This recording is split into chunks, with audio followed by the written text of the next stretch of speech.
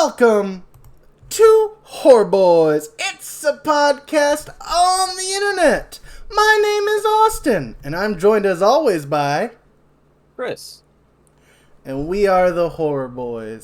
And this isn't any old podcast on this old internet. No, my friends. This is a horror media review podcast where every week we review horror media. Trying to make it look like it was dubbed in, even though I definitely said it. Yeah. I appreciate the effort. Yeah. Because that's right. We're not talking about horror movies. This is the fourth week in the row for it, and we still got 4 more weeks to go. Woo! Yeah, because we're talking about Chucky Season 1 right now. Specifically, today we'll be talking about episodes 7 and 8. Yeah, so I think we're just going to jump right into it. There's nothing really else to say, you know? Yeah, we're finishing it up. Finishing up Season 1, and then have 4 more weeks to get through Season 2. You understand. Yeah. And if you want to know what we're doing about Season 3, I don't know yet. Sorry, guys. We'll figure it out. Yeah. Sorry. Yeah. I mean, it's not out yet, so there's that, but... No, it's not. Yeah. But anyway, let's start. Chucky, Season 1, Episode 7. Twice the Grieving, Double the Loss. Directed by Samir Rahem. Written by Mallory Westfall and Isabella Gutierrez of Channel Zero and Reginald the Vampire. It's also created for TV by Don Mancini. What? I know. Crazy. Don Mancini's still here since day one. Speaking of here since day one, we got our producer, David Kirshner. Since day one of, the Chucky TV show, and a little bit before that, we got Joseph LaDuca. We got our director of photography, Colin Holt. Our production designer, Craig Sandals. Special effects makeup by Francois Dangenis. Our animatronic characters and effects are by Tony Gardner and Alterian Inc. And our 5 other returning puppeteers are Peter A. Chavaco, Pamela Ivetta, Eric Beck, Steve Newbern, and Gord Robertson.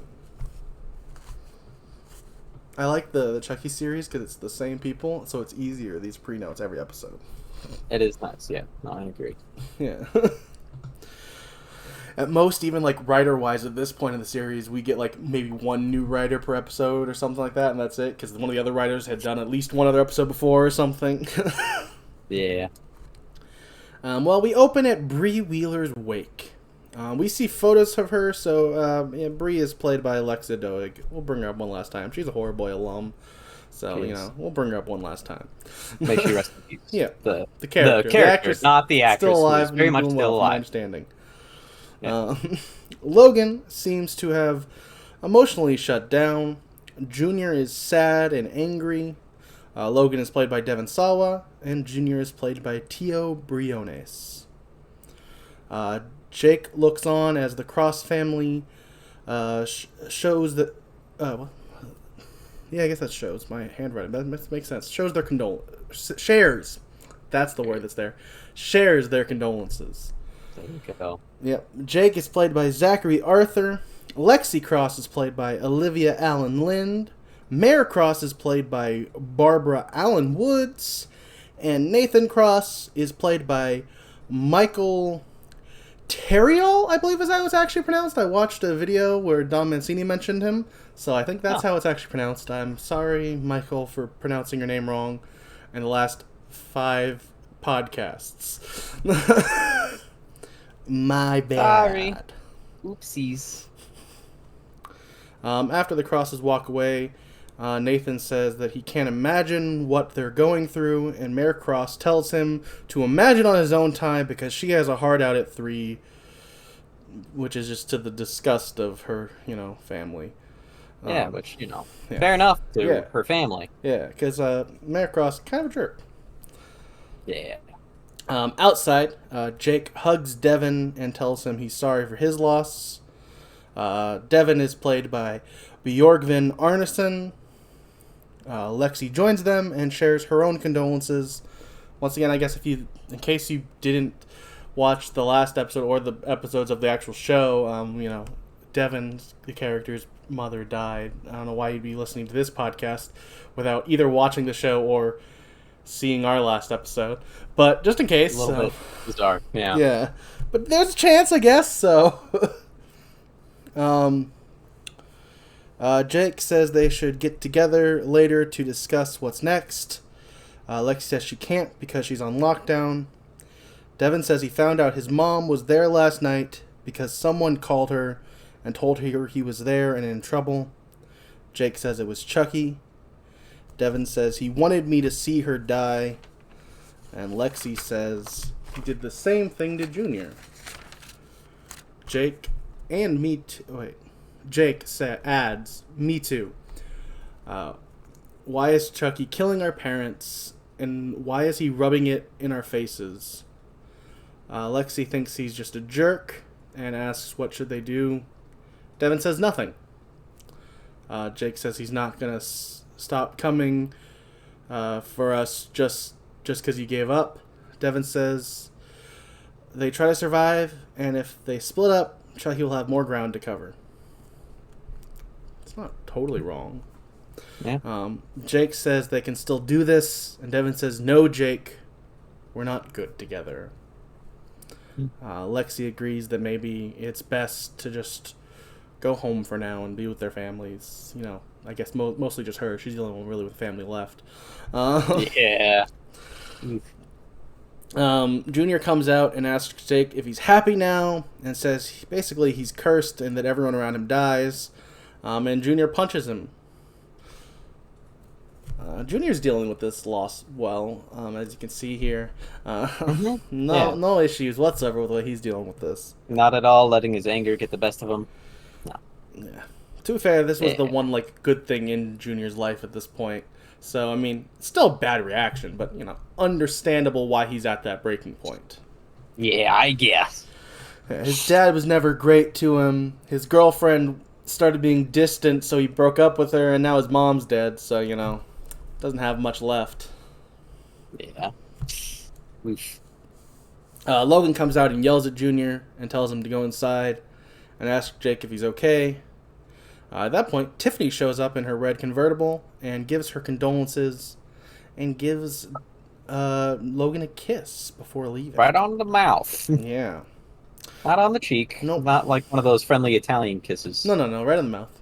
Yeah, just right on the lips. Tiffany is played by Jennifer Tilly. Not living legend. It has not been agreed upon for her to get the living legend status yet. So yeah, that's not what I'm saying. Not living legend, national treasure. Living legend's completely. We don't have that.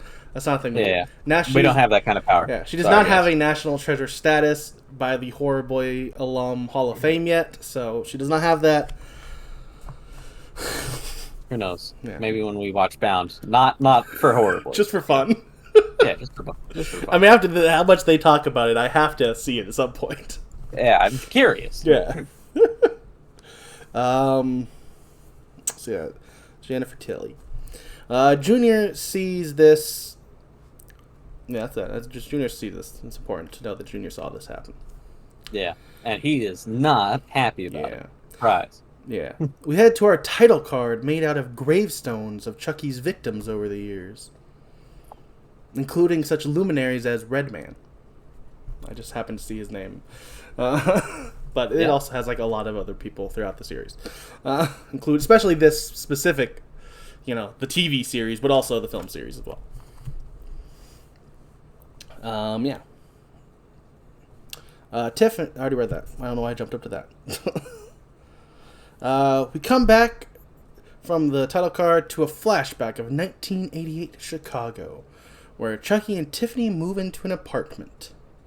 Mm-hmm. Chucky is physically played by national treasure Fiona Dorff and vocally played by national treasure Brad Dorff, because those were both agreed upon. So they are both officially national treasure status by the Horror Boy alum, or I guess just the Horror Boy Hall of Fame, not alum. I mean, you are also, to be a national treasure, you also do have to be a Horror Boy alum. You have to be in at least 2 movies before we'd ever consider it. Yeah. But yeah. Tiffany is physically played by Blaze Crocker and vocally played by Jennifer Tilly. Once again, national treasure status still in holding. We not confirmed yet. I'm fighting for her, though, if you're a Jennifer Tilly fan. I'm trying, guys. Fair. Chucky is hungry, so they order a pizza. We cut to later when they're playing harmonica, and we pan over to see a dead pizza delivery driver. They also have, like, conversations during both those scenes, but none of the, like, the lines were, like, poignant enough for me to write them down. Back in the present, Kyle is driving her and Andy to Hackensack and wants to stop at the next gas station. Andy wants to take over driving, but Kyle doesn't want him to. Andy is played by Alex Vincent. Kyle is played by Christina Leese.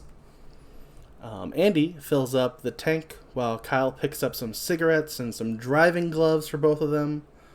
Andy does not like that she still smokes, but she kind of doesn't see the point in caring because, you know, I mean, let's be real. Like, I mean, if you're living in this world, you're probably going to die from Chucky at this point if you know about him. More likely than dying of, you know, cancer in your, you know, later life. Yeah.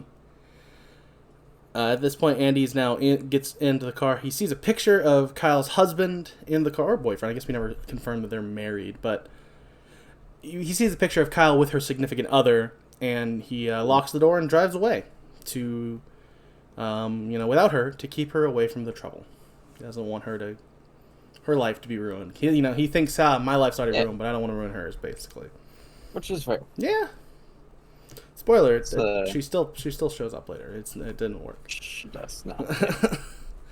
We head to the Cross House where Lexi is packing up Caroline's dolls. Caroline comes in angry. They fight over a doll with its head ripping off, which Caroline finds really funny. So Lexi and her dehead all her dolls. Oh, that's the scene. Yeah. Caroline is played by Corinna Batrick. We head to Devon's, where he is packing up his room. He takes note of an article about, like, it's a printed out article he has on his, like, corkboard about, you know, Charles Lee Ray's childhood home. Jake comes in and tells Devon he's here for him, not to deal with Chucky. And Devon tells him he doesn't have to worry about him because he's not going to be around much longer, and explains that his aunt isn't equipped to keep him long term. So he'll be put into foster care. Yeah. Jake says he's sure there's some place that he can stay, maybe with his uncle or the Crosses. Devon cuts him off and says he's scared, and he was thinking maybe he should just leave on his own so he can decide where he goes. Jake says, I thought about running away lots of times after my mom died, or after his mom died, but what stopped him was the thought of not seeing Devon every day. Aww. Aww. What is this? Yeah, we know. Rainbow cult. Yeah. If this is your first time joining, that is me making fun of a really stupid comment I saw on Shudder. Not an actual opinion. No, I think it's really stinking awesome that an openly gay man like Don Mancini said, screw it, I'm just going to make a really gay show. And you know what? Cool. Representation in horror. That's awesome. Yeah. Straight up. Yeah. David says, don't...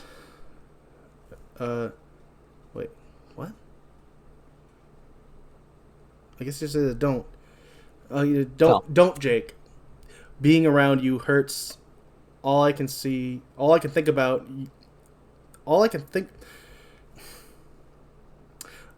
definitely screwed up something here. All I can think about when I see you is what she looked like. Yeah, maybe your face. I don't know, yeah. Is what she looked like lying there talking about his mother. But I definitely threw an extra you in there that didn't make any sense, so I don't know. Jake gets up and says, maybe I can come back another time, but Devon says, no, I'm sorry, Jake. Sorry. He says, no, I'm sorry. Jake says, it's okay, I'll go, and leaves. Aww. Yeah. That one commenter is really happy right now. Yeah, probably. No, he didn't make it this far. No. We head to Logan having a drink in front of the fireplace. Junior asks if he's okay. Logan tells him he shouldn't hit his cousin like that because it could, anger coaches. Because that's all that Logan really cares about. Not like his actual son or his nephew. What's gonna happen if coaches know you're a hothead? Junior asks who was that woman at the wake who kissed him. Logan says he doesn't know and heads out. Junior heads upstairs and finds Chucky in his room. Yeah. We cut to the mayor giving a speech about how the person responsible for the murders is in custody. A reporter asks her about, Detective Evans', accidental death and if it and the other accidents that have been happening lately could, be connected to the murder and maybe they have the wrong person. Mayor Cross kind of just ignores the question and says, it's a great day for Hackensack and announces their charity matinee of Frankenstein will still happen tomorrow with the proceeds. That's the important thing. Yeah. Well, to be fair, the proceeds are going directly to the Better Days Children's Hospital all over the country, Chris. Maybe you should care about other people. See, I would, but unfortunately I know what happens immediately after in this exact same scene. No, what are you talking about? She also says that Jennifer Tilly shows up. No, she doesn't show up later. We don't know who it is yet. At this point, she just tells us that a special celebrity guest will be joining them tomorrow. We don't know who it is until we actually get to. No, that's true. Spoiler. Thanks, Chris. You're welcome. It's Jennifer Tilly. Yeah. The reporter it's Tiffany possessing Jennifer Tilly. Get it actually accurate to who she is. I'm aware. But maybe someone in this who watched this doesn't, because as we already established, someone might be joining this episode for the first time for some reason. Which, why? If you've made it this far into this podcast, go back and watch the other episodes. Go watch the movies and the episodes. But if you really, for some reason, don't want to do that, at least go back to the beginning of us talking about at least the Chucky TV show. You owe it to yourself to at least do that. But I would say go back and watch all the movies and TV shows, then come back and watch all of our podcasts on the movies and TV shows. Yeah. Multiple times, and tell your friends to watch them too. Yeah. Yeah, you understand. Ooh. Yeah. The reporter asks Caroline if she wants to be mayor someday like her mommy, and she responds, Chucky told her to kill mommy. So, everything's okay there. Just the playful thing that kids say sometimes. Yeah. Lexi asks her what Chucky told her exactly. This is obviously not an earshot of anyone else. She takes her off to the side. Right. Caroline says, kill them all, mommy, daddy, and you. Nothing ominous there at all. No. We head back to the Wheeler house, where a tanked Logan has driven himself home. Chucky insults him to Junior. Junior says his mom always said he was trying his best. Chucky says, look what happened to her. Kid, the guy's a butthole. Definitely says butthole. Junior says, I always knew he was. I just never said anything. Now it's too late. Chucky says it's never too late. Junior says, my mom's dead. Fair point. A pretty valid point. But Chucky has a good response to that. He says, your dad can be too. Junior says he kissed some lady at the wake. My mom's wake. Chucky says, what? That's so disrespectful. Junior says it makes me want to just... but changes course with, I don't know, maybe I'm just losing it. Chucky tells him, you're fine. Junior, you got me. You know that, don't you? Like I said before, some people just deserve to die. Dads, ex-girlfriends, cousins. Everything was fine till Junior moved in. Your mom was fine. I mean, she had cancer, but no one knew it. So, she was not fine. No, she wasn't. Far from it, actually. Yeah. She had stage 4 cancer that had metastasized. She was going to die. Yeah. Even with chemo. It was just a matter of time. Yeah, even with chemo, her results looked grim. These are all quotes from previous episodes. They are indeed. Yeah. But, Junior right now is not thinking straight. So, Junior says, I don't know if I can do it, Chucky. Chucky says, Jake said the same thing. But you're better than him, aren't you, Junior? Prove it. And that's enough to get Junior to stand up and admire a knife, as Chucky says, you got guts, kid. Which is what the, serial killer who killed his dad said to him when he killed his mom. And then what he said to Eddie. That's right. Yeah. That line's a double callback. That is. We head to Jake's room where he packs his bag. He hears Junior talking to someone but doesn't investigate further. He sneaks downstairs and steals money from Logan's wallet as he's passed out on the couch. Yeah, because Jake's getting ready to run away. Yeah. Junior looks on holding the knife as Jake does all this. But, on the stairs, so, Jake never sees him. Right. Yeah.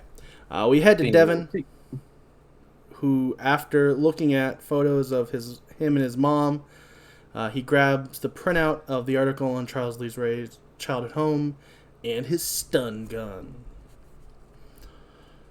We head to Jake at the bus station, listening to an episode of Hack and Slash where Devin talks about his mom.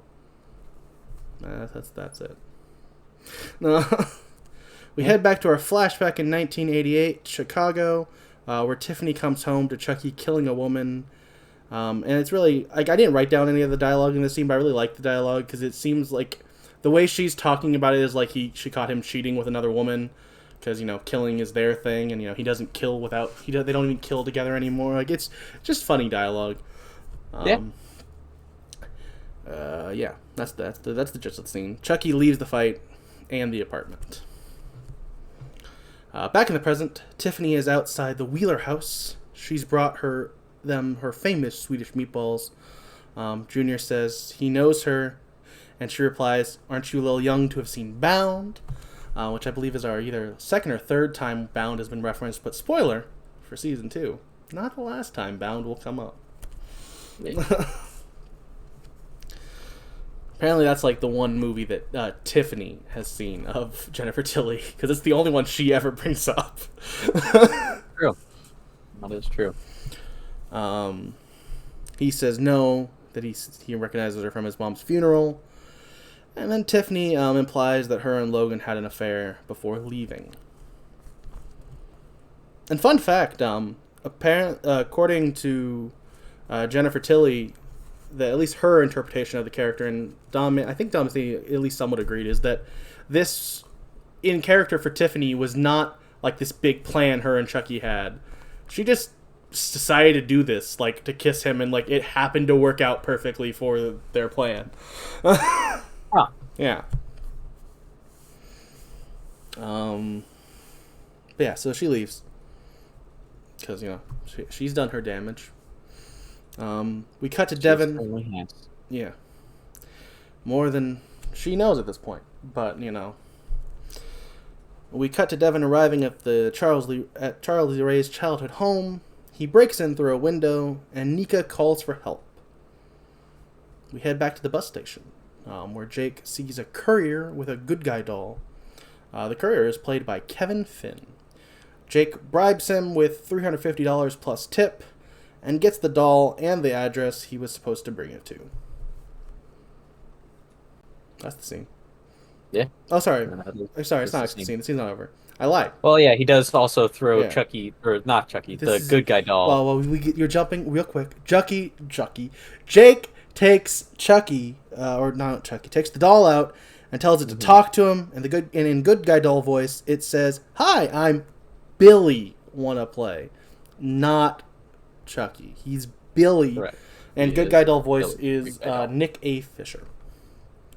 Then Jake beats the crap out of it to make sure it isn't possessed. Yeah. Back to Devin, who unties Nika as she begs him to hurry because she'll be back soon and she's crazy. He asks her name, and she stands up, grabbing his stun gun, and says, "It depends. Right now, it's Chucky," and laughs. Yeah. Fun fact, I guess. Fiona Dorff had really fun finishing out the last, incarnation of, this whole, like, her insane acting of, now she gets to finally play Chucky pretending to be Nika, because she's done everything else. She did, Nika pretending to be Chucky. She was possessed by Chucky. She's played Nika, obviously. And now she's playing Chucky possessing Nika, pretending to still be Nika. Yeah. She's got the whole. Yeah. I don't know any other way to like put that stuff together, and I feel like now she's done it all. We cut to Lexi alone at the Cross Mansion when Jake shows up with Billy. She sees his bag. Ugh. Oh, I couldn't say the word bag there. And asks if he was going somewhere. He says not anymore, and she calls him selfish for leaving his chosen family of her and Devin behind. He says he thought it would be better because everything bad that's happened was because of him. He thought maybe it would stop if he wasn't around. She says that she shouldn't have ditched him yesterday. She asks about Billy and where was he supposed to be delivered. He gives her the address. She asks if he's talked to Devin. He replies, "No, I don't think he wants to talk to me anymore or see me ever." She says we should grab him before we do whatever this is. You two can work out your relationship problems later. She then says that Devin's snap story said he wasn't home. Dun, dun. She then tells him that the good guy doll was being delivered to Charles Lee Ray's old house. Whoa! Ah! Well, you saw that coming? Fair enough. Yeah. He tells her that Devin is there. That's where the snap story also leads to him. Oh my. Oh. We head back to Devin, who's unconscious, and we see an army of good guy dolls behind him. Oh no. A drunk Logan. We're back at the Wheeler house, obviously. Maybe not obviously, but I'm explaining it now. I should have. I didn't. It's not in my notes. Normally, I say the location before I bring up characters, but I didn't today, and I'm sorry. A drunk Logan stumbles into Junior's room and tells Junior they need to talk, and asks why he has Chucky. Chucky turns his head around and in good guy doll voice says, "Hi, I'm Chucky, and I'm your friend till the end. Heidi-ho, ha ha ha." Logan says he doesn't know why Bree did what she did, but knows she loved Junior. Chucky says, "I like to be hugged." Logan grabs him to try and turn him off, but Junior takes him. Logan says, "What's wrong with you? I asked you a question." And Chucky, still in good guy doll voice, says, "You sure drink a lot. Just like Uncle Lucas. Just like your brother." Logan tells him to knock it off. Chucky says, "Logan, Lucas, Lucas, Logan. They sound the same to me. Logan and Lucas, the loser twins." Logan tells him to stop it. And Chucky says, "Glug, glug, glug." He tries to take Chucky again, and now in Chucky voice, he tells him to get his hands off of him. Logan backs away into the hall as Junior holds Chucky out in front of him as he walks towards him. Logan asks, "What did you say to me?"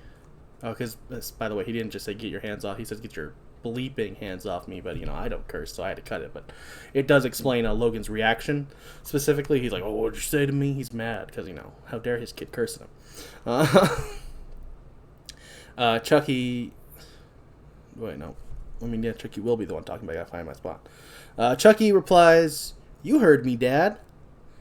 Logan asks, "How are you doing that?" Chucky says, "Tell you in a minute.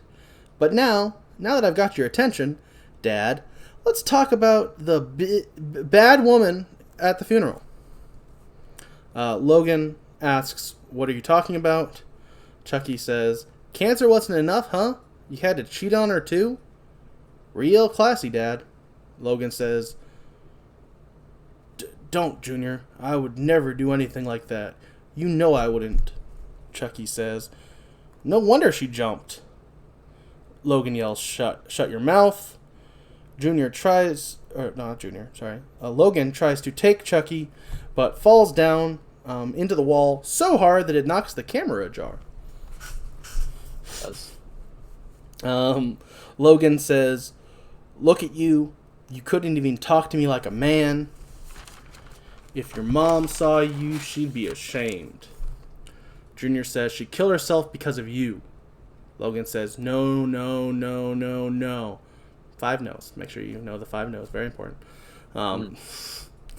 She killed herself because she's a quitter. As he gets to his feet. "Just like you," he adds. Junior then bludgeons Logan to death with Chucky. Yeah. We see Chucky enjoying it in like this really cool shot where like it's from like on right on his face as he's being swung. He's like laughing as it's happening. Fun fact: this is actor Tio Briones' favorite kill in the series. What? Yeah, apparently he likes his own kill. How selfish. We then cut to see the army of good guy dolls coming to life. We cut to Lexi telling Jake that Chucky tried to get Caroline to kill. We see shots of the Chucky in the kitchen. Get up. Jake says, "First me, then you, now Caroline? Why is Chucky murder whispering everyone? It doesn't make any sense." Lexi says, "He doesn't exactly need help killing people. So why bother? What's he trying to get out of it?" Jake says he doesn't know. And we cut back to Chucky, thanking Junior, saying, "You have no idea how hard it's been getting one of you to step up and play." Junior starts to sing "We Got the Beat." Chucky joins in as the song starts to play on the actual soundtrack of the episode. We cut to Devin, who comes to and sees the army of Chuckies. Back to Junior, who puts his dad's corpse in the closet. Chucky says, "Thanks to you, the real fun can start," as Andy drives up outside. Well, that's the episode. That's it. That's a good episode. It's a really fun one. I like / hate the Junior arc here. It's heartbreaking to see a character who at the beginning is we talked about him. He was the one of the 2 bullies Jake dealt with who seemed to have a heart, and now he just killed his dad. You sure did. Yeah. So it's hard to see that character, but it's really well done, that story they do with Junior. So it's great. It's a good episode. What a surprise! Austin likes the episode. Chucky.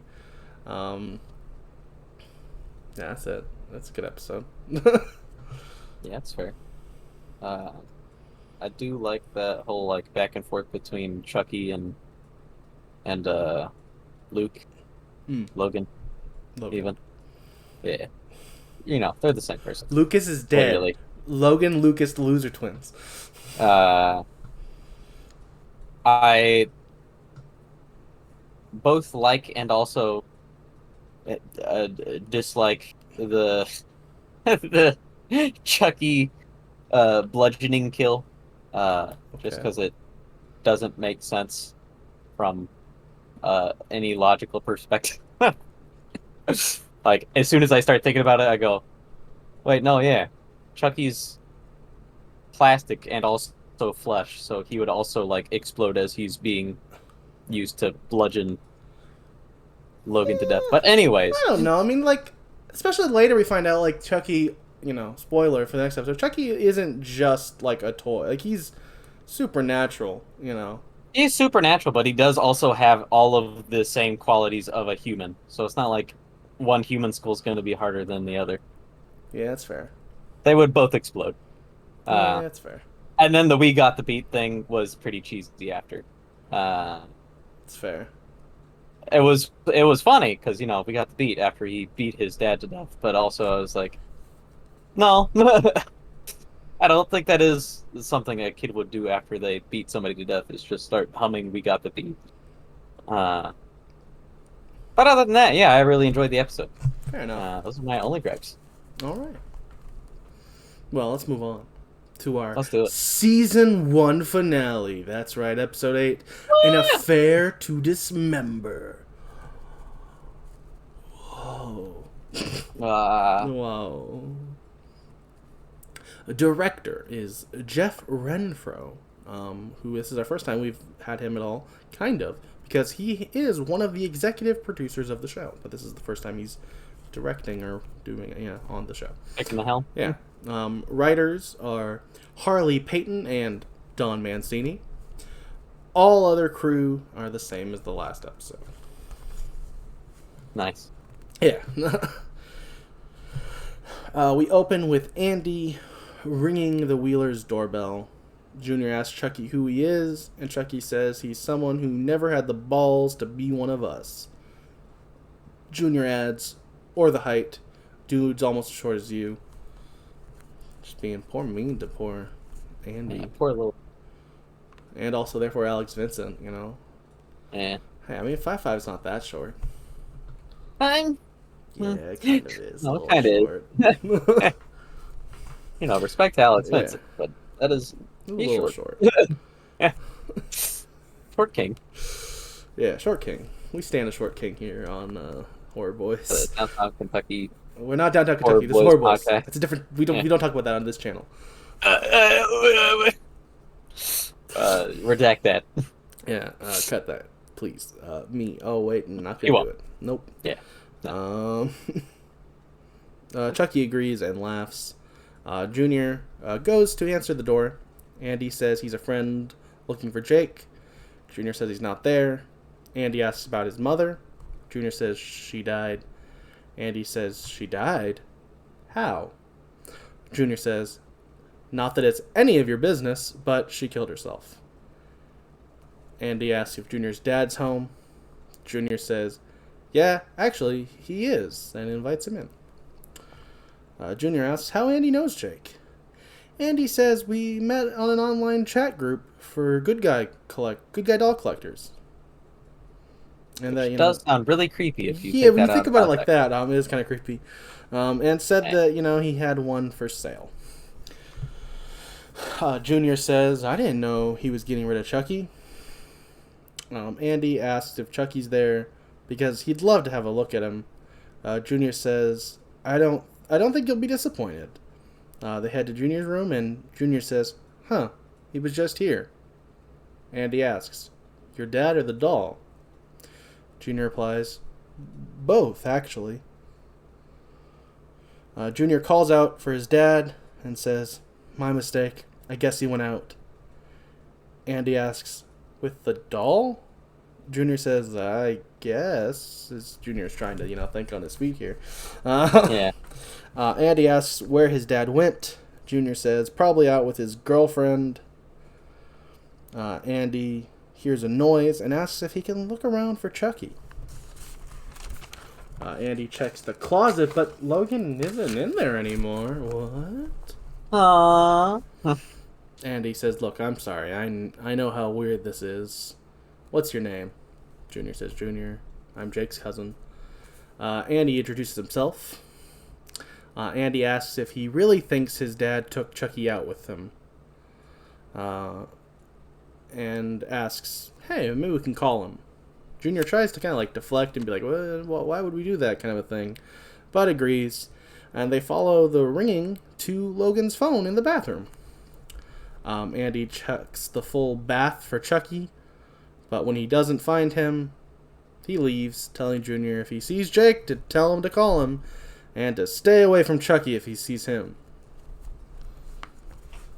If Junior wasn't in on this already, this would be a really weird, confusing situation for him. Yeah. But Junior takes it all in stride. Because when man just starts digging through your bath. bathtub. Yeah. Oh, you have a drawn bath? Let me just stick my arm in it for a minute. Yeah, I gotta make sure there's no dolls in here. Hopefully not your dad naked. Yeah. In the bathtub. But no. Yeah, he digs through the bath, but then leaves. Once he's gone... I gotta find my spot, though. Once Andy's gone, Chucky does his best Ghoulies impression, revealing he was hiding in the toilet. Because Andy has a gun, which he hates. They're like his Achilles heel, along with axes, fire, and those big industrial-sized fans. Which are all the ways he's been killed in the past. How clever of them to remember their own series. Yeah. Junior asks what Chucky did with his dad, and Chucky tells him down the laundry chute. We head to our title card, this time made of good guy doll boxes. We head to Lexi and Jake, discussing how Chucky doesn't need help killing people. Jake wonders if it's part of some voodoo spell. Lexi says maybe it has something to do with the doll from the bus station. As they say, she says that they turn around and Chucky's approaching them from behind, whistling. The most scary thing anyone could ever do. Whistle. Yeah. Everyone does hate whistling. Yeah, he cuts through the plastic. There's like, it's like when you're like, house is being renovated and there's like that plastic, like hanging. He cuts through that and says, "Here's Chucky." This time, remembering the Shining reference, he couldn't, and I think that's Seed. All right. And said, and then before he can do anything though, he gets shot to bits by Kyle, who shows up. Yeah, wearing a cool hat. Yeah, I think she wore a hat like that in the Child's Play 2. I think that's a callback. She introduces herself, saying she's with Andy. Lexi says, "How many freaking Chuckies are there?" And Kyle responds, "That's a good freaking question."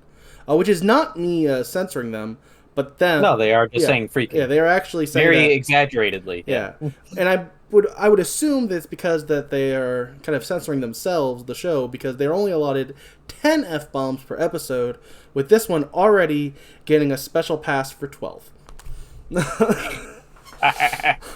So that would push them to 14. Can't do that, so, This time they'll say freaking, which is cool for me, because that means I can say it.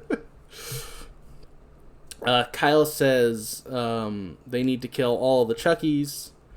Jake says we need to find Devin first. Kyle asks who's Devin. Lexi says his boyfriend. Jake says he's not he's at Chucky's old house. He tries to stop him, but he's like, whatever, let's let Lexi call him my boyfriend. Yeah. And they haven't had that. Kind of. They haven't had the talk yet, okay? They haven't put a label on it. How dare her? They just kissed. Also, how dare her out Jake to Kyle without even asking him if he was ready to be outed publicly? Pretty rude. How not an ally, Lexi. Disappointed in you.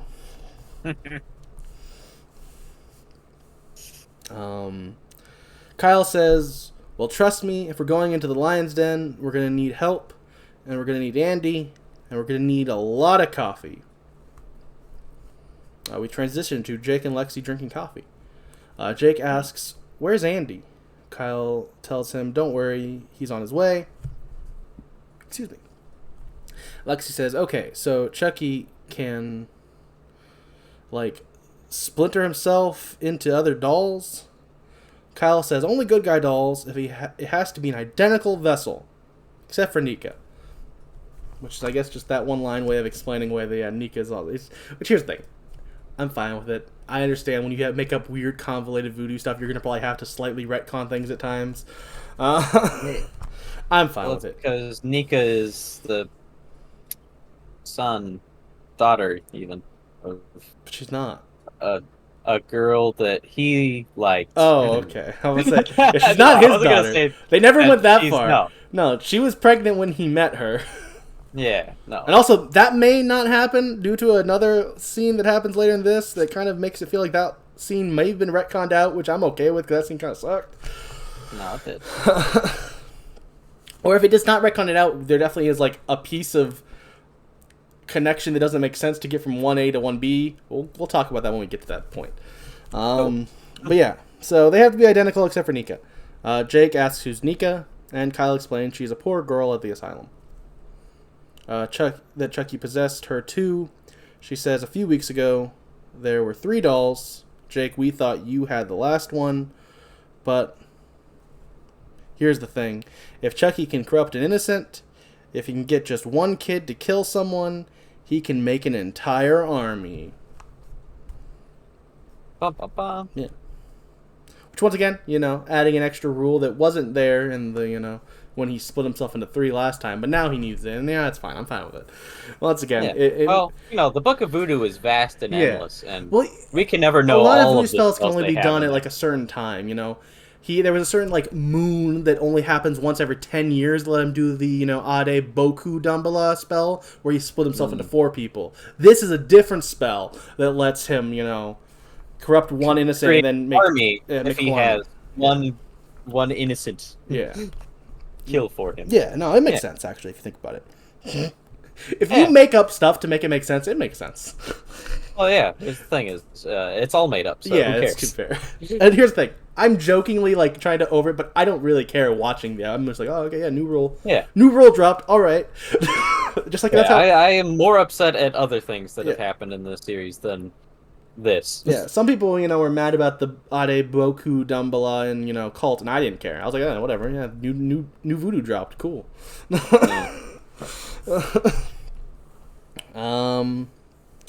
She asks if either of them have killed anyone lately. She then continues, I fear some poor kid is Chucky's friend to the end. Jake says it's not Devin. And they probably have him as bait, so what are we waiting for? And Kyle says, don't worry, I have a plan. And at this point, both Jake and Lexi start to pass out. Kyle apologizes, but says it's to protect them. She drugged their coffee. How dare she? She also promises to do everything she can to save Devin. Yeah, she pulled a real, wow, I'm blanking. I don't know. Horrible person at a club? No. I mean, she also did that. I mean, she did roofie that. She did roofie 2 children. Yeah, she did and do that. If you say it like that, it sounds a lot worse. I was referencing more of, what happened to her in the last episode. Or no, earlier. Yeah, no, the last episode. Was she ever... where she was behind. Oh, okay, I see what you're saying. For her own safety. Yeah, but I was like, Andy didn't roofie her. That didn't happen. I don't know what you're talking about. She pulled a real Andy on the, okay. I gotta leave you guys behind. Gotcha, we got to your point. It would have been kind of a decent point if you made it immediately. Yeah, but I forgot Andy's name because... Andy, who we've been dealing with since the last, 9 weeks, whatever, 10, whatever. Yeah. He's been around since show 1 and he's had a name the whole time. It's okay, I forget my friends' names sometimes. Oh. Have you ever forgot my name? Yeah. I don't remember that. I don't think you ever forgot my name. I don't think I've ever forgotten your name. I'm just too special. But we're going to move on.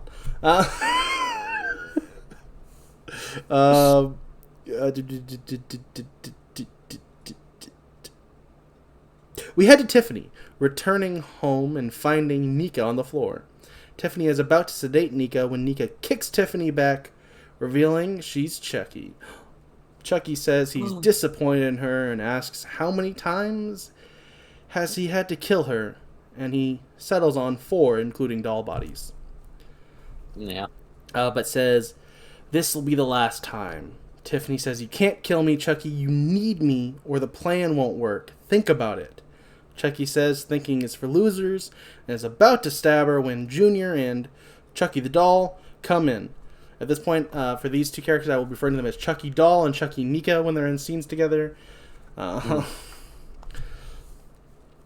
yeah, so Chucky Doll comes in. Chucky Doll tells Chucky Nika they need her, and, he's kind of used to having her around. Chucky Nika aggressively helps Tiffany to her feet. Tiffany says, obscenity, you, Chucky, before turning to Chucky Doll, and says, thank you, Chucky, and just a really fun, back-to-back, bleep you, Chucky, then immediately thank you, Chucky, in one breath. It was pretty great. She then tells, Chucky to run over to her, and she, tickles the doll and picks him up, and they hug, and it's a cute moment, I guess. Yeah, it's certainly something. Apparently, when they actually filmed this scene, they used, a kid, a cute little kid that, ran up to her. So she, says that does make sense. Favorite moments. That is what it looked like. Yeah.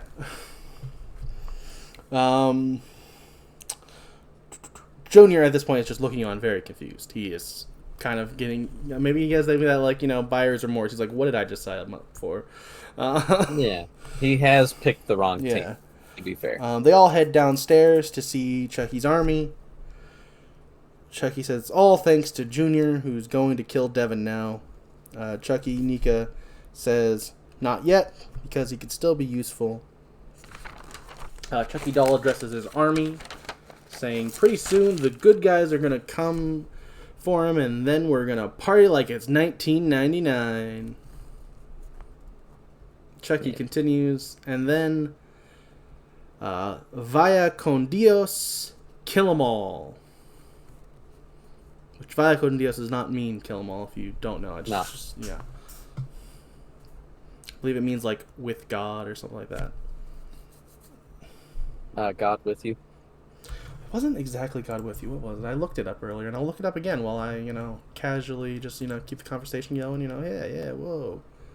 Whoa, yeah. Go with God. Go with God. Yeah. There you go. Yeah. That was close. Yeah, you were. I mean, to be fair, the with God was pretty easy. It was the via part, the word I didn't remember. Any questions? He ends his little speech to them with one troop, I guess is what I'll call him, asks if there is an age limit on potential victim. Chucky Doll says, good question. No babies, we're not savages. And they make better stooges anyway. A different troop asks if he can define baby. I mean, they can get pretty wily once they start walking. Chucky Doll replies, well, let's just say nobody under the age of 5 or 6. Fair enough. The second troop asks, what about twins? Those freaks will gang up on you. I mean, 2 against 1? That's not a fair fight. Am I right? And then they all laugh. It's a fun little scene. I like whenever Chucky interacts with Chucky. It normally works for me. Yeah, it's fair.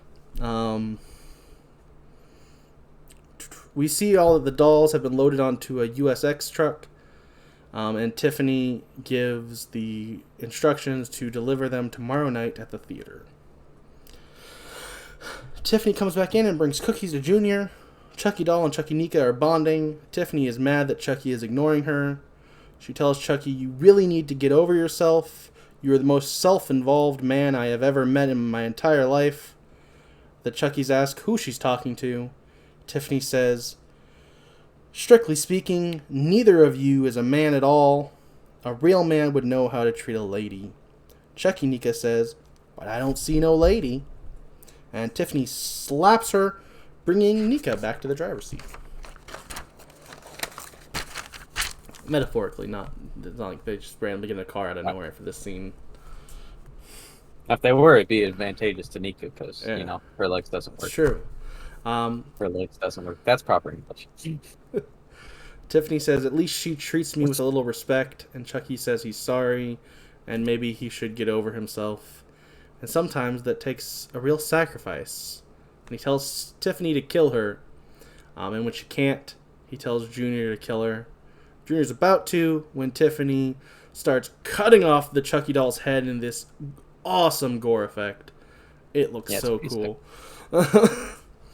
Junior comes towards her, but she, takes the blade she was cutting his neck with. It looks like a scalpel. I don't know why she'd have a scalpel, but it looked like one.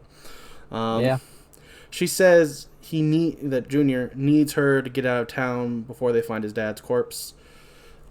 Tiffany picks up Chucky's head and tells him she's done with him. She asks him if he ever wondered how those cops found him that night in Chicago. We get a flashback where young Tiffany calls in Chucky after the last episode's flashback fight. Yeah. Which somewhat kind of makes it go, wait, how did they find him at, Nika's mom's then? But, who cares? That whole Nika's mom bit of it really kind of sucked. So, if they want to retcon it out, I'm okay with that. You can pretend that scene never happened. Also, I realized it's not a scalpel, it is her nail file. Was it her nail file? It didn't look like her nail file to me, but fair. Chucky yells once we're back in the flashback, I'm gonna get you for it. I'm gonna get you. One of me is gonna get you no matter what. And a callback to a line from the original Child's Play. He says that to... shouting that at Eddie. No, he was not. He was shouting that to Detective Mike Norris. That's right. Get your crap together, Chris. Doesn't he also say that to Eddie, though? I don't think so. I think he just yells at Eddie. Like, I don't remember exactly what he says. He just yells at him, but the no matter what is when he's, like, bleeding out before he puts his body into the Chucky.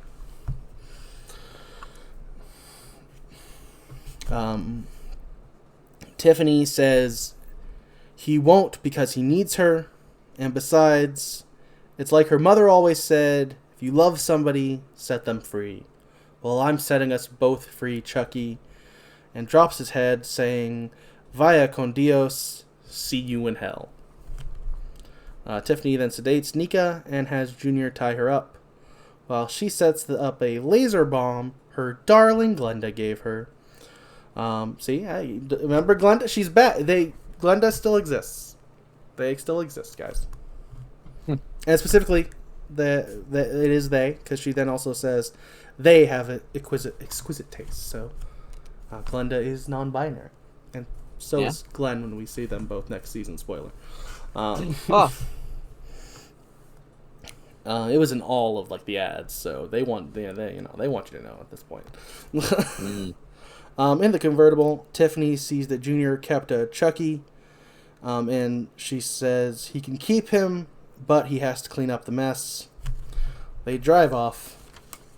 Inside, Chucky tells his body to get up and to kill Devin, but is stopped by Andy with a bat, who snuck in the back. Devin starts to run out as Andy takes out a lighter to torture another Chucky head, but before he can get any info, Kyle opens the front door, setting off the bomb. We see that Devin isn't quite outside, and we cut to Jake and Lexi waking up.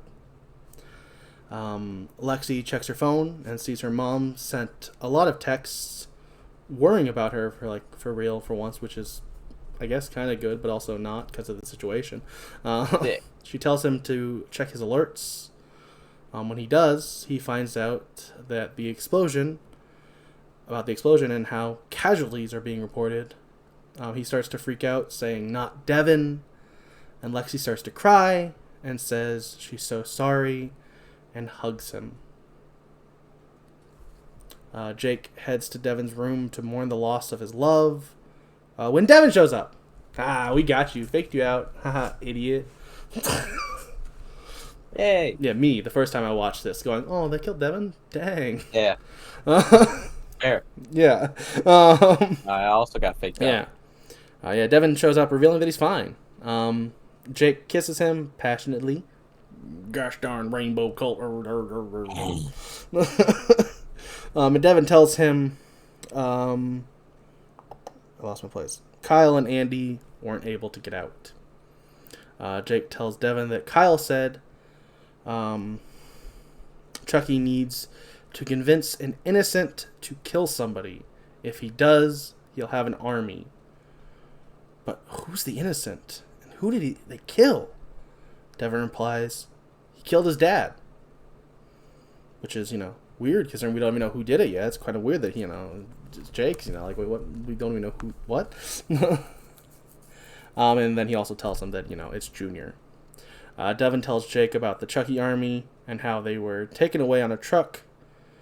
Jake realizes that they're probably being taken to the mayor's benefit. Yeah. So we head to the theater where the mayor welcomes everyone to her event that will benefit children in need all over the USA. She announces that the special celebrity guest is Oscar-nominated actress and professional poker player Jennifer Tilly, which is spoiled by Chris earlier in the episode. Yeah, well, you spoiled that she was a professional poker player at the last podcast, so... I mean, that's fine. That's just a fact about Jennifer Tilly. That's not a spoiler. Yeah, I could have found that out in the episode, though, and it would have been really cool to tie in the fact that that's actually true in real life. I mean, sure. And I'm not the only one who spoiled things. I don't agree that that's a spoiler. That's just a fact about Jennifer Tilly that made sense to bring up when she was playing poker. Lexi goes inside when she sees that Junior is at knife point from Chucky. The mayor continues her announcements, announcing that every Better Days hospital in the country will be donated a priceless gift from Tilly's personal collection of vintage good guy dolls. The mayor says 72 good guy dolls will be transported immediately after the show to the airport and then around the world. Well, around the country. Yeah, around the country. You're right, around coast to coast. You're right, sorry. Yeah. Caroline says she wants Chucky. Mayor Cross tries to ignore her, saying it's time to watch Frankenstein. Caroline says Chucky wants to watch Frankenstein 2. Not Frankenstein, like the sequel, like also. Not Bride of Frankenstein. Frankenstein as well. Yeah. Mayor Cross says, no, sweetheart. Those are for sick children, who need help. Like, who can't help them, or like need help or something like that. I don't. She used a different word. I didn't write down, but. And then Jennifer Tilly, or Jennifer, Tiffany. Yeah, well, it's Jennifer. She's pretending to be Jennifer Tilly right now. Says, well, I'm sure one measly little sick needy child. Yeah, she doesn't say needy. She says one measly little sick child can take care of himself, and gives Caroline a Chucky. Yeah. We head to Lexi following Junior in the back of the theater. It's just it's the classic breakup scene. So, here's a quick shot back in a different scene. Now we'll cut back inside. Cut to another quick shot as we cut to a quick shot of the mayor next to Caroline and an empty seat. Aw, Nathan didn't show up. Behind the movie screen, Lexi finds Chucky, but no Junior. But Junior comes out with a knife. Oh. Back in the auditorium, it's the point in the movie where Frankenstein drowns the little girl, and Chucky tells Caroline that is his favorite part. And then laughs hysterically as it happens, because Chucky's a jerk. Yeah. I know it took me 7 movies and 8 episodes of the TV show to realize that I think Chucky might be a bad guy. Like, we have one other season, so I might be wrong. We'll wait and see, but I think Chucky's a bad guy. Yeah, I'd be inclined to agree. Nathan joins his wife. Oh my gosh, yay! Their marriage is gonna last. Yeah, they share a kiss. And then Caroline's Chucky gets up and goes under the chairs, and Mayor's Cross goes to get some popcorn. We see Chucky tries to stab her, but he misses because she stands up. Back behind the screen, Junior tells Lexi they should get back together and how it's incredible. He used to be so afraid to compete, afraid of his dad. He was even afraid of her. But Chucky changed everything. Lexi asks, how's that? And Junior says, he taught me how to be a man. Back to the auditorium, Mayor Cross returns with some popcorn. She holds it in front of Nathan, who, his mouth, he opens up for some popcorn and drips blood all over it, revealing that he was stabbed by Chucky. Mayor Cross, unknowingly, eats a bite of bloody popcorn. Yeah. And a kill that makes no sense if you think about it, but is really cool as an effect of, Yeah. Like, there's no way that getting stabbed... stab through the anus kills you instantly. And also, without him reacting... And also, maybe like 1 or 2 inches of the knife even get through into your... Yeah. But somehow makes him bleed internally enough to bleed out. But it looks really cool because he bleeds on the popcorn and she eats it without knowing. And fun fact, this is Olivia Allen Lynn's favorite kill of the season. Huh. I think it's more for, like, the emotion of, like, that, Mayor Cross immediately has as she freaks out, and, like, the whole... I think she might have said it was the whole, like, situation, like, all these kills that are about to happen in this little part. I don't know. It's her favorite kill. It's not my favorite kill. I don't know what my favorite kill is. I didn't think about that. Yeah, I'd have to give it some thought. Yeah. Well, you have about 5 minutes, so figure it out. I'm okay. We have to share our favorite kill of the season at the end of the episode, Chris. Oh, God. Yeah. It's a good thing Chucky recaps them all at the end of the episode. I didn't write down all of the kills that he said. When I get to that point, I just say he recaps the kills or something of that nature. That's fair, I guess. Stabbed in the butt. Yeah, he got stabbed in the butt. Bleeds on the popcorn. It's a cool. The bleeding on the popcorn. It's a cool shot, even if it makes no sense. Scene. Yeah. Yeah. But hey, it's a horror movie. It doesn't have to make sense. It really doesn't. Well, it's a horror show. Whatever. This is like 50 minutes long. That's long enough that the Academy would consider it a movie. That's a feature-length film. That's feature length. Anything over 45 is feature length. Oh, wow. Yeah, this is a feature length film. How about that? It might be over 50, but either way, this is like 54. So no matter what, this is feature length.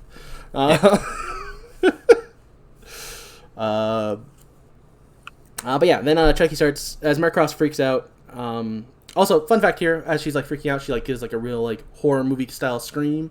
That's part of the reason why Don Mancini is very happy that he decided not to kill her. His initial plan was to kill her, but after having her have that amazing scream, he's really happy he didn't. I think maybe it was supposed to be reversed here. Maybe. I don't know exactly, but yeah. He's very happy because she has like that perfect like horror movie scream, and he doesn't think that, as good as Michael is as an actor, that he could have had as good of a, scream in that situation. But yeah, so as she's freaking out, Chucky just starts killing more people. I think it comes out to like 7 or 8. Something like that, maybe even 10. I don't remember. As the theater starts to empty out, Mary Cross gets knocked over and then trampled unconscious.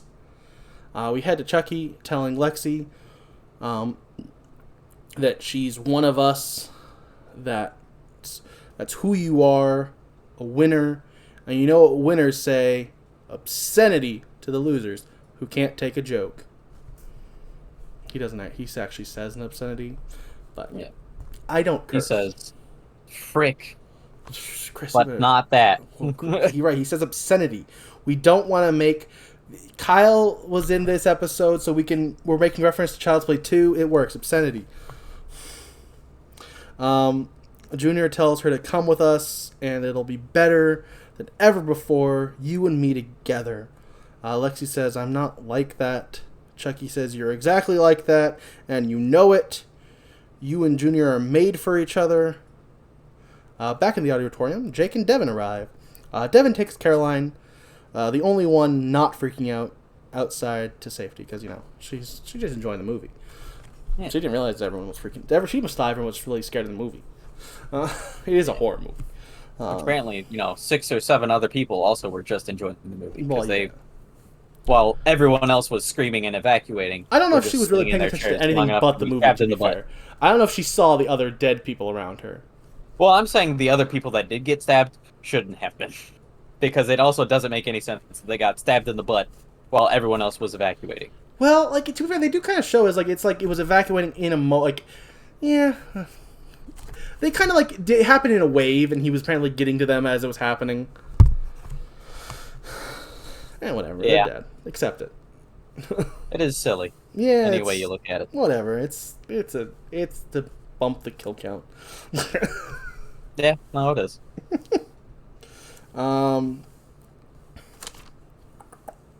Yeah, so Devin takes Caroline out. Jake yells at Chucky to come and get him.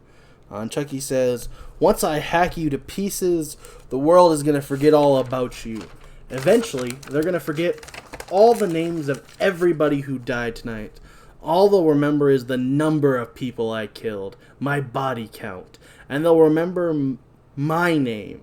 And from now on, when they think of Hackensack, they won't think of families or about kids growing up to be doctors or CEOs or Instagram influencers. They won't think about pathetic losers like you, Jake. They'll think of Hackensack as ground zero for the army of me that invaded America. Papa. Yeah. Jake says, not if we stop that truck. And Chucky says, not if I kill you first. Chucky chases toward Jake and catches up with him and is able to cut his ankle, taking him down. Chucky lunges on him on the ground, and Jake tries to hold him back. Chucky says, you're thinking, how could a little doll possibly be so strong? And Jake says, it doesn't make any sense. Chucky says, you're nothing against the power of the great almighty Dumbledore. Which, it's kind of a cool way to finally address the one complaint that people, the one complaint people who don't like Chucky would always bring up, why don't you just, fight the doll? It's just a doll. It's but he's not. And my almost thought when people would complain about that, well, he's not a doll. He's a human-possessed doll. So, he has all the power of a man inside of a doll. And now we know it's like Ant-Man. It's like Ant-Man when they want him to be, and not when they decide it's not like that. Yeah. Ant-Man's not a great it's like Ant-Man when they explain his powers, not when they show how it works. You understand. Yeah, I understand. But I just wanted to take a dig at Ant-Man, because I hate... I actually really enjoyed the movie, but I hated the fake science in it. That's fair. But yeah, so it... And also now we know that it's not just that he has human power. He might have even more power than a traditional human, because he also is powered by the voodoo god Damballa. Might be getting a little boost there. Yeah. We cut back to Lexi saying, "I loved you, Junior.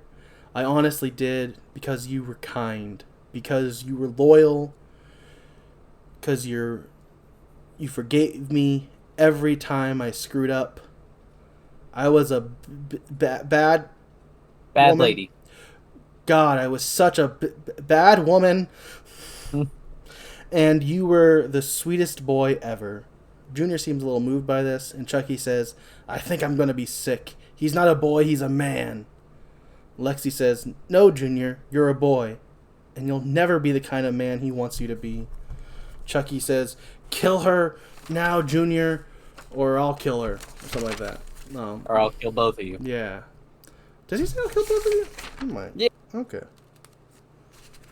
Alright. Okay. Junior ready says... No, yeah, first he says, kill her now. Sorry, we're not at that point yet. You're right. That does come up. But Junior readies his knife, and Lexi says, "But if you fall, this time I'll catch you. I promise." And Chucky says, "Kill her, or I will." I think, yeah, he doesn't say you both. That's like a different... That's when he's talking about killing Nika. He says, "I'll kill all three of you." Oh, yeah. He just says he'll kill her at this point. Junior runs forward and stabs Chucky as Frankenstein's monster fights Dr. Frankenstein as the movie plays behind them. Junior tells Chucky to leave her alone, driving the knife further into Chucky. He then adds, "She's not like us." In his dying breath, Chucky says, "I think I'm going to be sick." Junior falls back, and we see that Chucky's knife is in his chest. He dies in Lexi's arms, saying, "Tell everyone I'm sorry." Back to Jake, just able to throw Chucky off as he's about to stab him. He kicks Chucky's knife away and stands on his chest. Chucky says, "Sacrilege! You dare defy the almighty Damballa." Jake says, "Yeah, I've been doing some push-ups lately." And that's enough. Which I thought was really funny. Yeah, it was a good line. "Look at you now, Chucky. You're pathetic. You're nothing. You're just Teddy Ruxpin without a knife." Devin comes in and offers the knife to Jake, who says he doesn't need it. All he needs are his bare hands. He holds Chucky up against the wall with his hands around his neck. Jake says, "All that anyone's going to remember tonight is that we kicked your butt." Yeah. Chucky says, "The world won't believe you. They never do. Admit it, Jake. When I killed your dad, you were thrilled. I saw it in your eyes." Jake says, "I knew he'd never be able to hurt me again." Chucky says, "And this is how you thank me?" Jake adds, "Then I was pissed. I'm still pissed.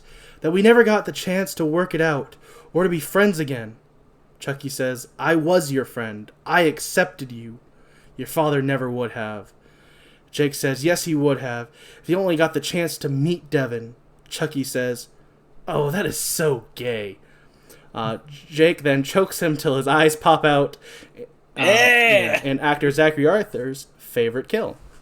Once again, you know what? I think it might be mine as well. That's fair. I respect, I respect honestly all four cast members' choices. Bree's death was insane. I like, Logan's kill, as well as the absolute absurdity, but I still enjoy the, Nathan's death. Honestly, I think my favorite kill, which technically wasn't even a kill because it ended up taking an explosion to actually kill him, but the head cutting off of Chucky was probably my favorite. Spoiler: we were supposed to do this at the end, but we're doing it right now. We're approaching the end. Yeah, we're approaching the end. We're almost done. And this is the Lord of the Rings of the franchise, so we have 4 more endings, but yeah, it's just a TV show. That's what TV shows do at the end of the season, typically. Yeah, typically. Yeah, you gotta set up those next pieces you're gonna hit. Yeah, for the next season. Yeah. Jake punctures it with "Watch your mouth, that's my boyfriend you're talking about." Yeah. Yeah. The rainbow cult strikes again, and we love it. We do. Yeah. Devin and Jake make their way outside, where they meet up with Lexi and find out that Junior didn't make it. We see Tiffany talking to the delivery driver, and when she walks away, Andy knocks out the driver, gives a thumbs up to the kids, and flips off Tiffany and drives away. We stay with Andy and see that doll Tiffany has him at gunpoint. That's it. That's yeah. Well, that's the last we know of them. Yeah. I lost my place. Doll Tiffany at gunpoint. There we are. We head to Nika, waking up, finding out that Tiffany has found a way to make sure that if Chucky ever tried to repossess her, that he wouldn't be able to do much because she cut off her arms and legs. Yeah, she's just a body and a head at this point. Yeah. Dang, you forget that Tiffany is also like a psychopathic completely murderer. Insane. Yeah. Jennifer Tilly's just charming enough that at times you forget how absolutely crazy she is. Yeah. Tiffany, I already said that. We head to the cemetery where Jake, Devin, and Lexi are at the Wheelers' graves as Miss Fairchild looks on. Miss Fairchild is played by Annie Briggs. No. Jake says that they can't always stop the bad things from happening, but they have to remember those who die. That's the gist of it. It's not the exact quote. Jake thanks them for, saving his life because, he could have ended up like Junior if they didn't. They also, Devin's kind of, narrating over this. Kind of sounds like his podcast. We don't see his mouth move, but I don't understand why he would say as much as he did here if it was actually on the podcast, so I don't understand why he's saying it. But yeah, because he says, and we could never let Miss Fairchild know the truth. It's like, if you're saying that on your podcast, she might hear that. It'd be like, wait, what? But, whatever. They all hug as a gloved hand looks on. Could that be Kyle? Is she also alive? I don't know. It said casualties, and now at most is one, so I have no idea. Yeah. At most, it's one casualty of Kyle. Maybe not, though, because is that her hand or is that a different gloved hand? It's probably not Andy, because he's placed dummy bodies at the scene of the explosion. Yeah, I don't know. They find Chucky's body and thought it was a child. It's possible. But yeah, that's the end of the episode. Oh wait, no, it's not, because the show ends with Chucky in a robe in front of a fire, going over his kill count for the season and thanking us for being here. And I think that says an now word from our sponsors. And that's it. It's fun. It's cute. He also teases about, I bet you're wondering what happens to all the other people. Yeah, it was a fun little breaking the fourth wall where they don't actually tell us anything. The gist of it is he counted his kills. It's silly. It's cute. It's fun. It was. But yeah, that's Chucky Season 1. Specifically this episode, I think is great. But also, spoiler, as you know already, I liked every episode so far. This is not a spoiler at all. We've already talked about them. But I liked every episode. It's not a surprise that I liked this episode. It's just as good as the rest. It might be one of the best episodes. But in general, it's a really good show. I really love the way all these characters are written. It's Chucky, which, Child's Play 2 poster, Chucky Blu-ray set. I'm a Seed of Chucky, supporter. Apologist. Yeah, apologist. You really thought I wasn't going to like the Chucky TV show? Come on. I mean, but yeah, then all the new characters are great. We get more Jennifer Tilly, more Fiona Dourif. This show was this first season especially, that's all we'll talk about now. Because to be fair, I haven't actually seen all of season 2. I've only seen most of it. Yeah, this is everything I would have wanted from a Chucky TV show. Fair. Which to be fair, I didn't, I wanted a Chucky TV show, as, said on the podcast before, actually when the first season was announced and was, being hyped, I was mad, I hated it, because that was the point where I was still, afraid of Chucky, and I was like, dang it, why is this interrupting my wrestling? I don't want to see Chucky ads every episode of wrestling. But, now I love Chucky. He's the Child's Play / Chucky franchise is probably my number 2 favorite franchise behind literally only Scream, because Scream is amazing.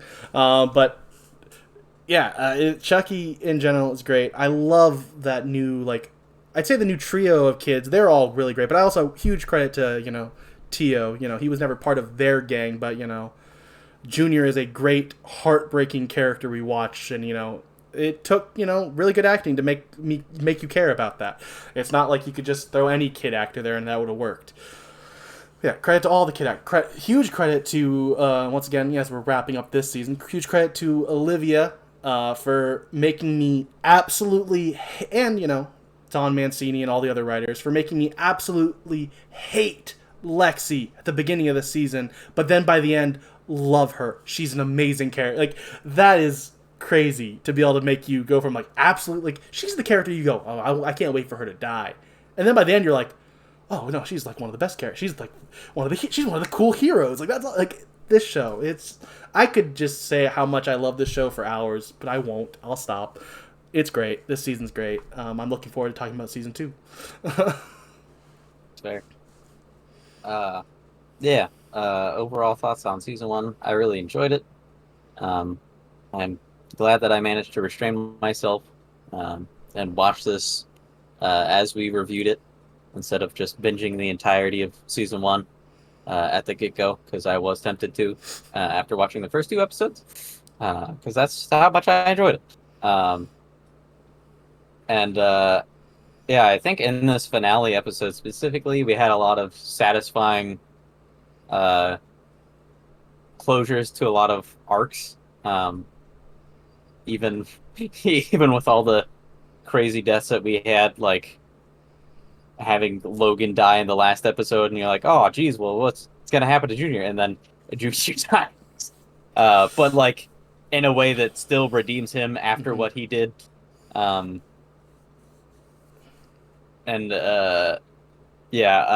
really enjoyed Jake killing Chucky.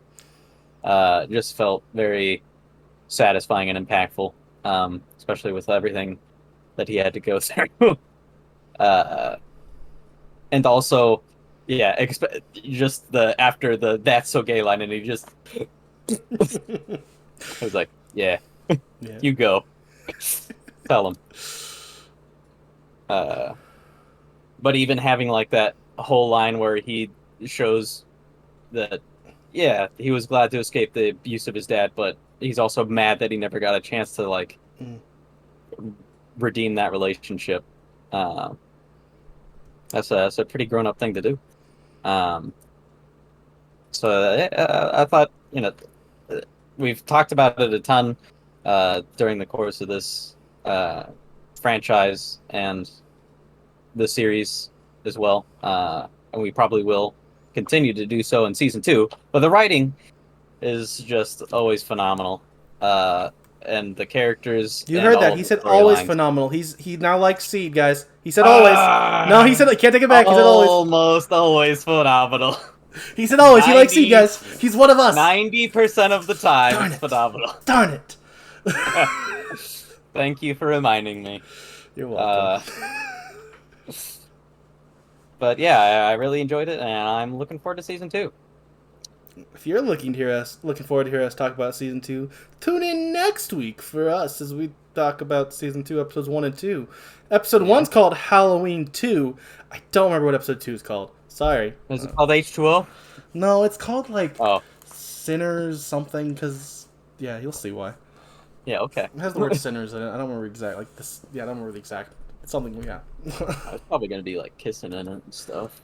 Oh, I'm sure maybe. I don't know. Actually, I think they might not. You'll see why that might not be possible. Okay. But we'll talk about that next week. And if you like this podcast, you can give it a 5-star review on Spotify, Apple, or Google. Or, hey, if you want to see our pretty little faces, head on over to youtube.com/@horrorboys, where we have a video version of this podcast that releases at the same time that the, audio version does on those apps. And if you want to support us directly and see the podcast early, or hear it. Yeah, it's no see. You don't get to hear it. I mean, you can't. I mean, you get to hear it, but there's no audio version early. That's on patreon.com/ Horror Boys, as well as other content that we would make if you paid us.